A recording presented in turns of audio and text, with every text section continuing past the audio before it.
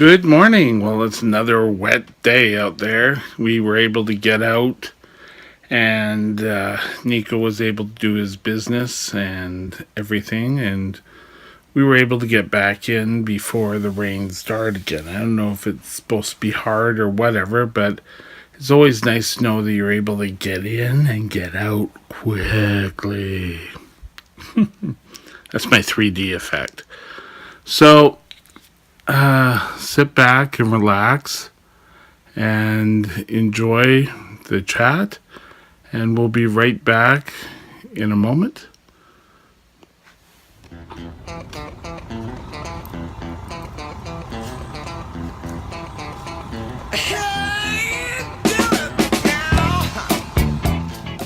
There's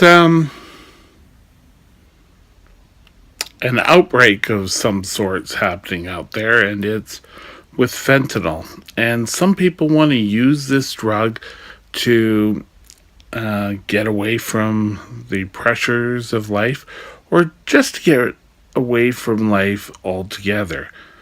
And I'd like to sit here and say, well, it's all their fault, and I really don't think it is. It's our society putting so much pressure on people that they feel this is the only way out.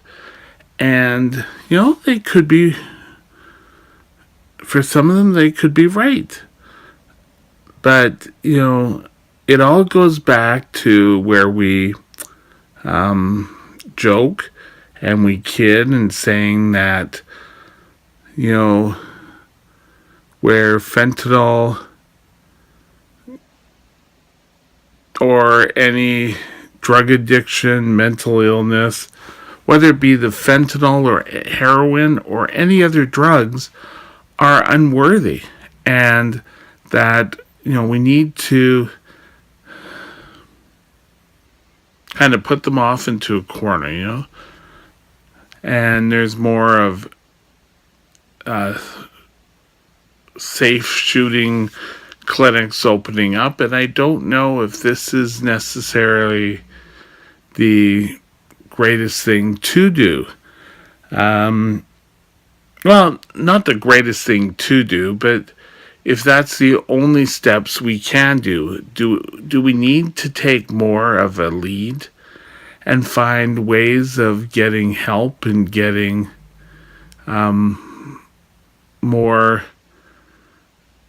obviously more help to these people. And I think it's important that we do this instead of just sitting on our laurels and saying, oh, well, it's their fault they got into this problem and so on.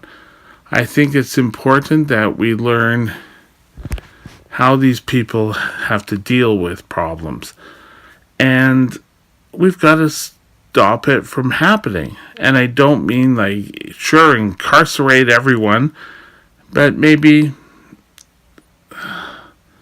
stiffer fines for those who are selling it or who are putting it in to other drugs. It kills, but we constantly keep looking at different ways. There's always someone else to blame. And I think society, we have to look at ways that we can get better ways of dealing with these people who are addicted. Opening up and making sure that there are detox beds around. And, I think now in Vancouver, there's one clinic. So if a person really wants help, they can't get it. But, cancer, they build bright, brand new hospitals, but they can't fund a clinic for those who are addicted. And, it all may start off innocent, but, simple things of someone who is suffering from anorexic did not grow up being anorexic.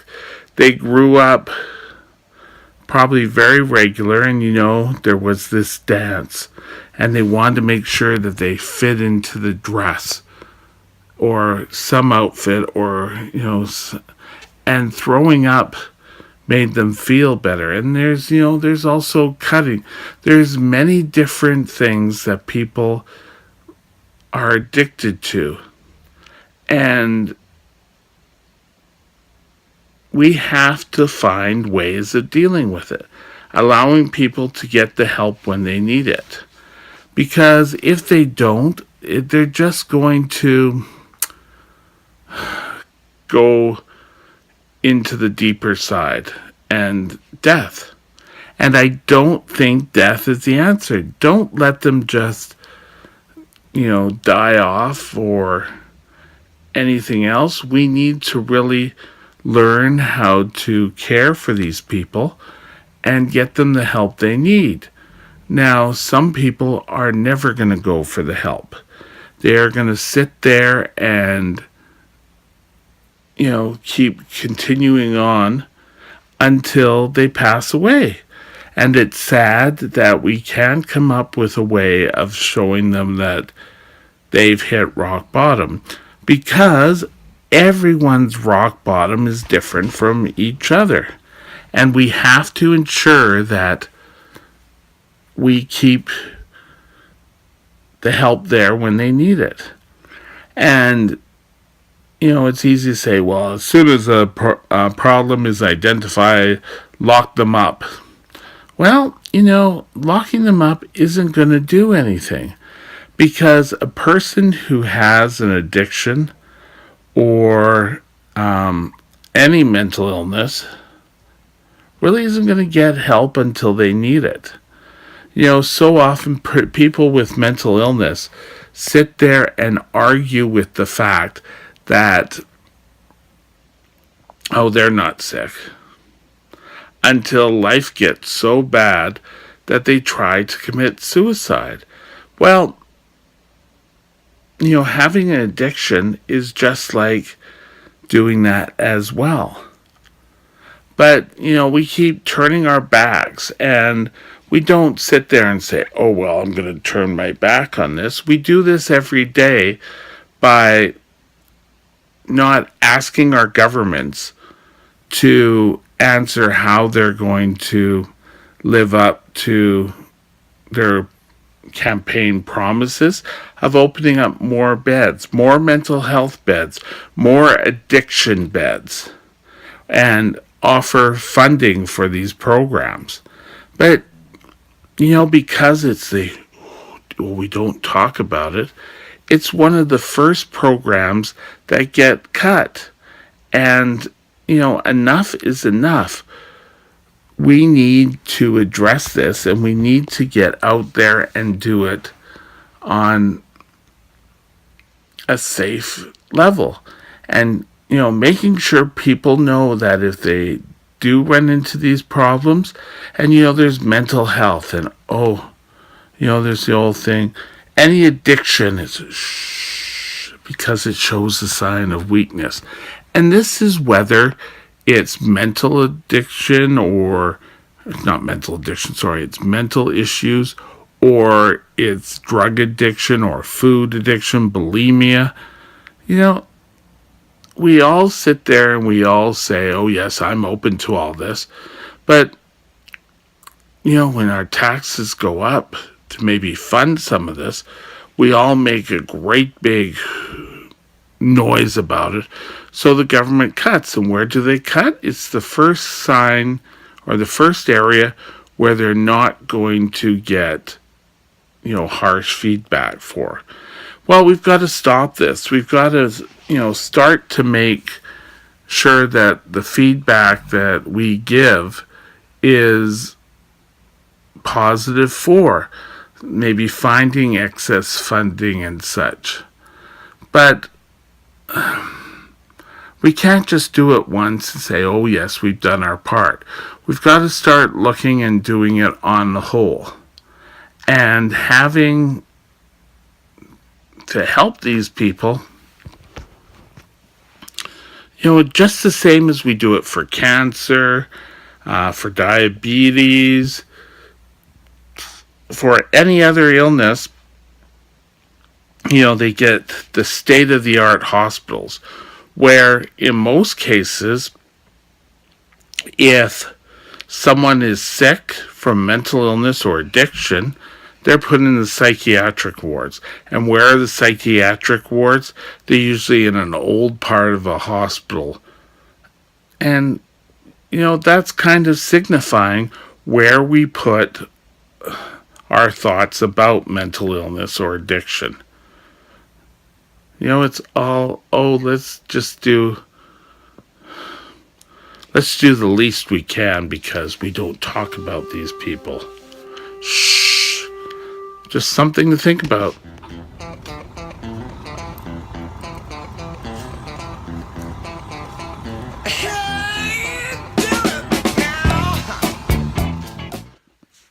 There's a new. No, I don't know if it's new. I think it's been done before, but I don't necessarily think it's this limited. But they're trying to get, I think, councilmen and civic leaders and MLAs to try to live off $18 for food.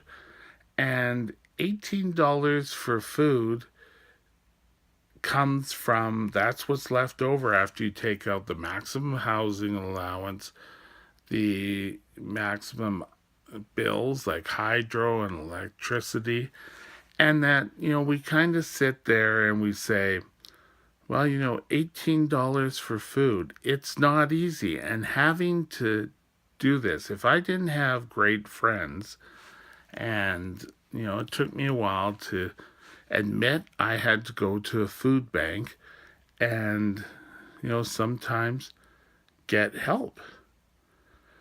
And, there's more and more food banks having trouble meeting the ongoing demand.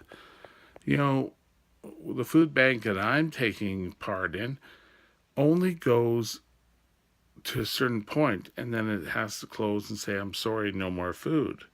But they try, and if you get limited quantities, you get limited quantities. And, it's not necessarily our fault. For my part, it's the part in um, I can't work. Now, there may be people who are just, oh, well, I don't have to get groceries. I can just go there. But, your money for groceries also has to do with soap, toothpaste. It has to do for any laundry soap or any laundry softener. Well, if you want those things, you should pay for it. Or not pay for it. You should get a job. Well, just try to live off or eat off $18 a week. It's not easy. And, they say, oh, well, look at them. They waste their money on chips and candy. And, well, that's ways of making the money go further and making your budget hold, getting the sugar into your body. But, people say, oh, well, they should be using the money on fruit or vegetables. Well, have you seen the prices of fruit or vegetables? A lot of the people who say that we should be looking at this don't really buy it. It's their husband or their wives or their maids or their housekeepers go out and do the shopping. They just pay the bills in total.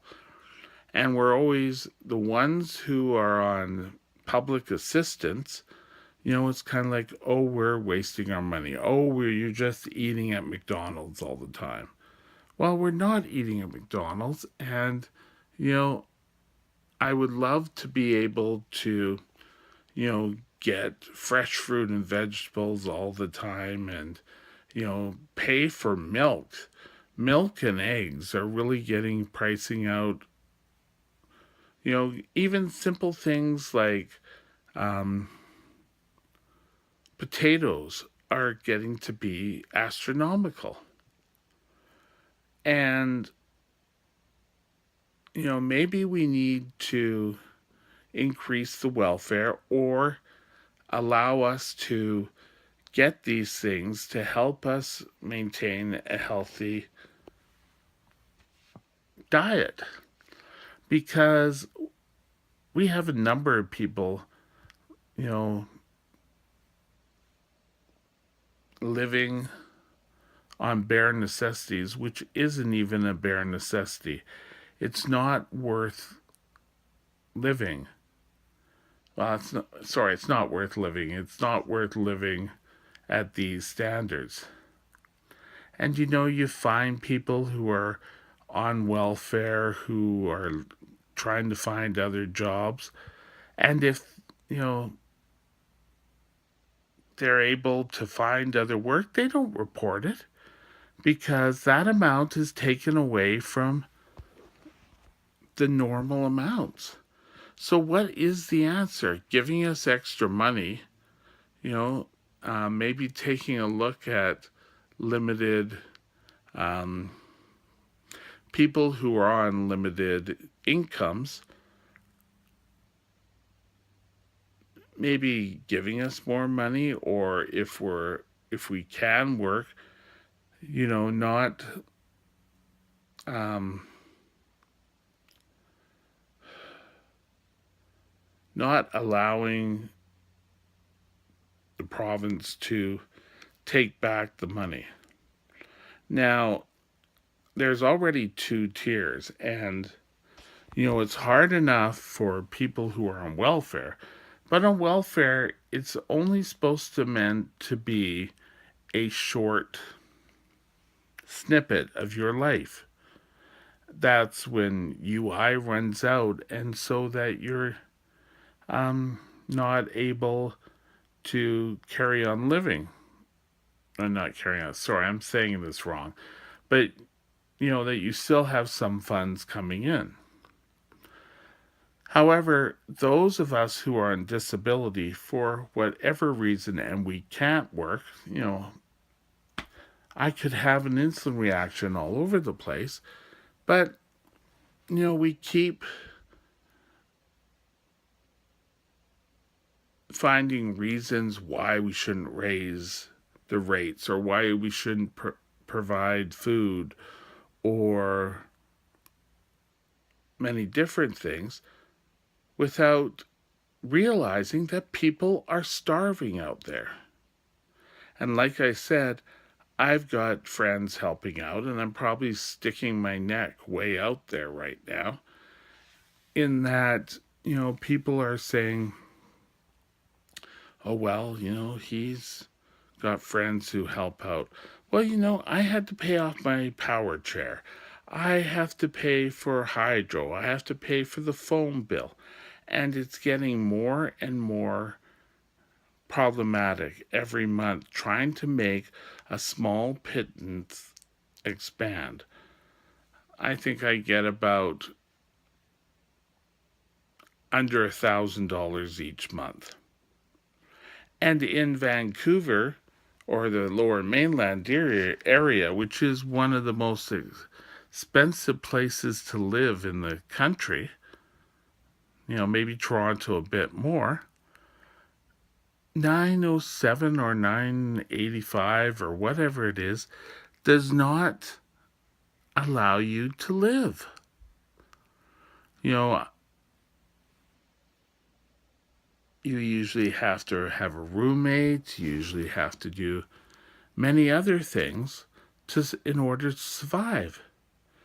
And the province expects you to be completely honest. And why be completely honest when you can barely live? And if you're completely honest, they're going to take away that amount, whether you're on welfare or whether you're on disability. So we need to ensure that we get the help that is needed out there. Excuse me. And we got to get to our government and say, hey, what are we going to do about this? But, those of you who are, you know, you could be one paycheck away, one or two paychecks away from where we're at. And you may not be on disability, but you could be on welfare with a drop of a hat. So it benefits us all. And if someone's eating and feeling full, they're less likely to commit a crime. Something to think about, isn't it?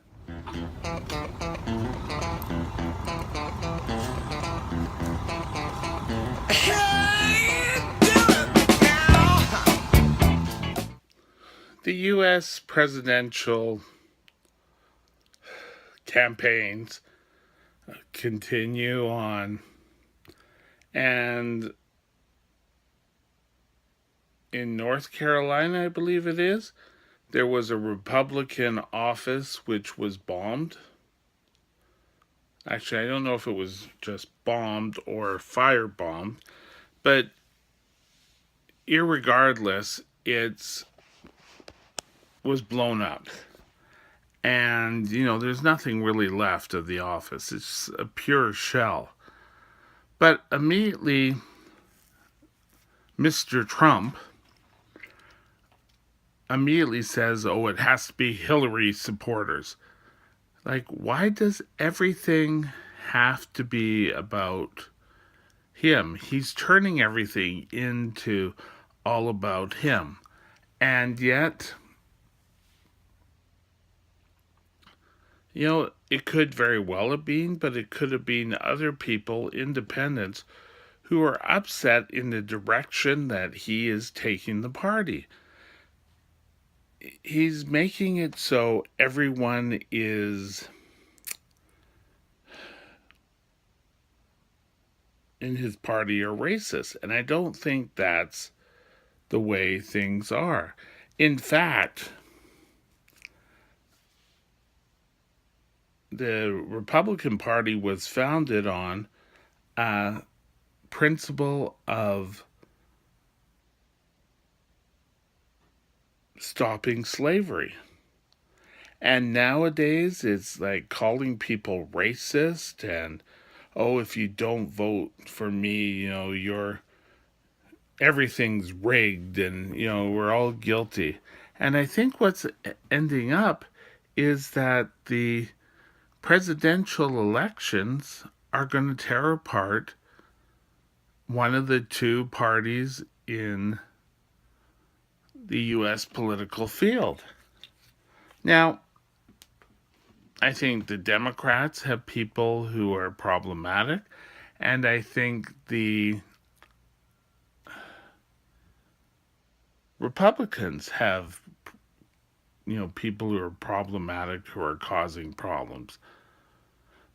But, just saying is, oh, it's the other people's fault. And oh, how this election is rigged because, it's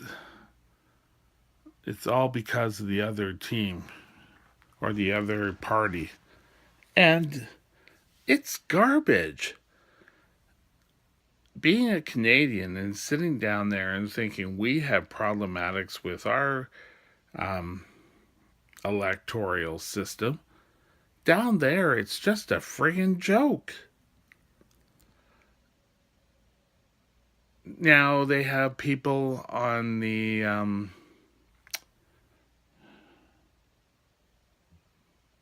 Republican side saying, oh, well, we can't have crooked Hillary. And if she gets in, I'm going to revolt. I'm going to join the revolution. And it's like, really? You're going to all over, somebody, just because you didn't win, you're going to be all upset with people and their choices. Though if they did this exact same thing for you, you would be totally, oh, well, they all should be shot. They should all be, um, we've got to do something crazy about them. And I think, enough is enough. One party just finds this on the other party. And, it's getting to the point, and even up here in sorry, I've got Mitchie, in political events where people keep trying to cut down the other person. They don't go and concentrate on those who the issues, sorry, that's what I'm trying to say. And, if someone's going out there and getting the issues done, then, we could have a meaningful discussion on the topics. But no, we've got two people who keep arguing over facts and figures and saying, oh, well, he didn't release his tax and she's just crooked. And, you know, if you're ready to go for a revolution in this day and age, really? It's stupid.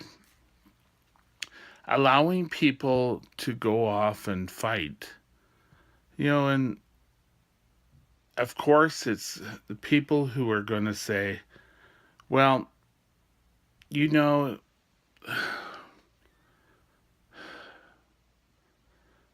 the government's crooked. So, excuse me here for a moment.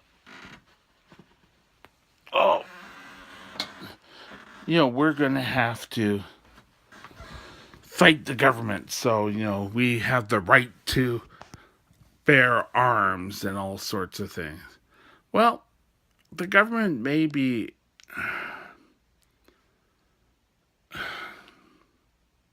I wouldn't say they're corrupt.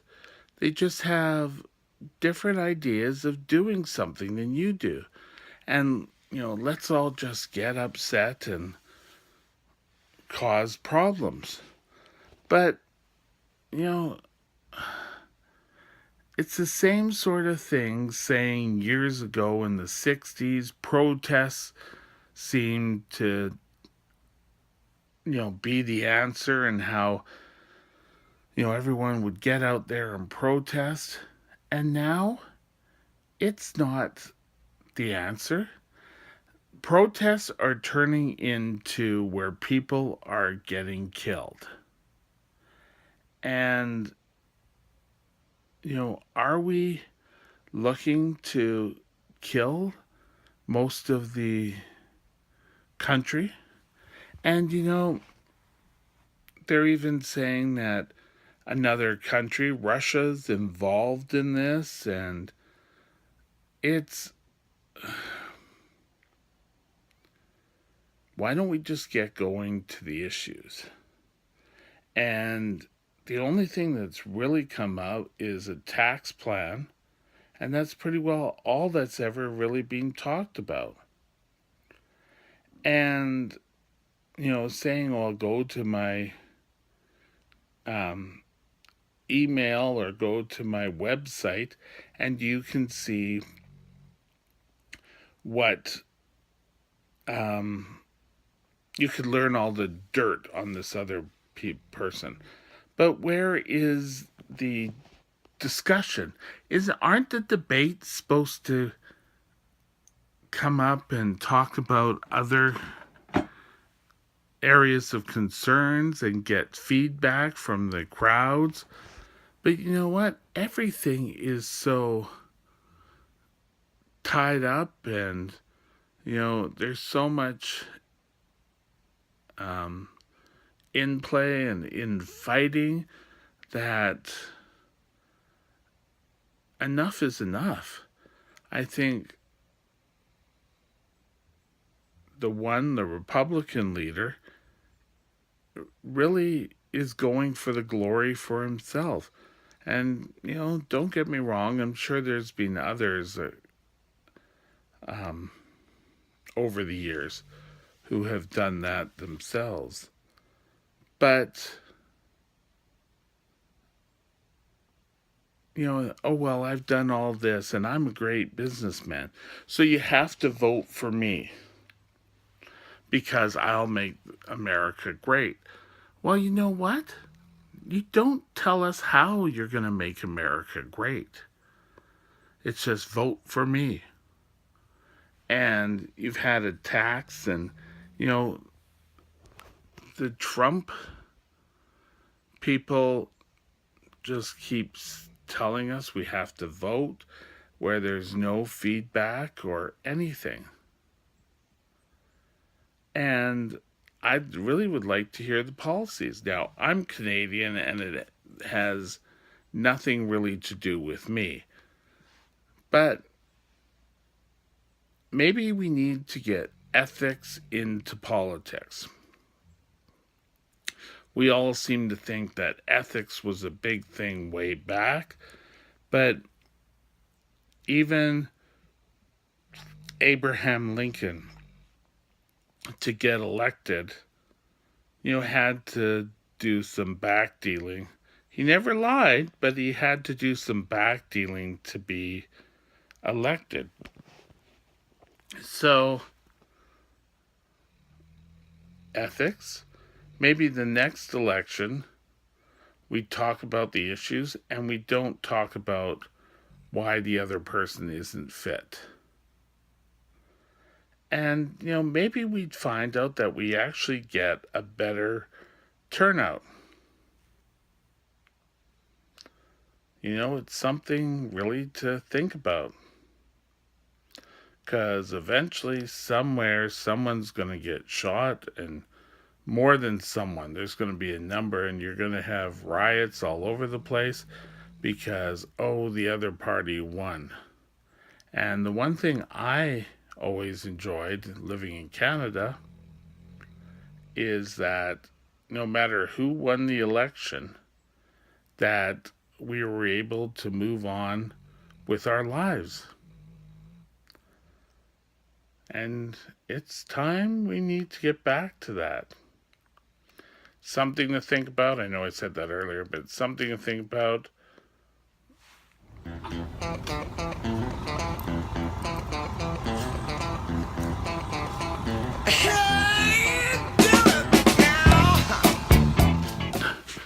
Now, in closing, I think we all have to take a look at our caring for each other. And, I don't think those who want to make the democracy work planned any of this mayhem and garbage, or that we weren't taking care of our people. Back, it used to be that families used to take care of each other. But now, we don't have that choice. People aren't living on the same farm anymore. Or, if someone got sick, people would take care of people. So, we need to ensure that we look out for one another. Whether it be in politics, whether it be in medical, whether it be in feeding one another. Have a great day. I'll be back tomorrow. Bye.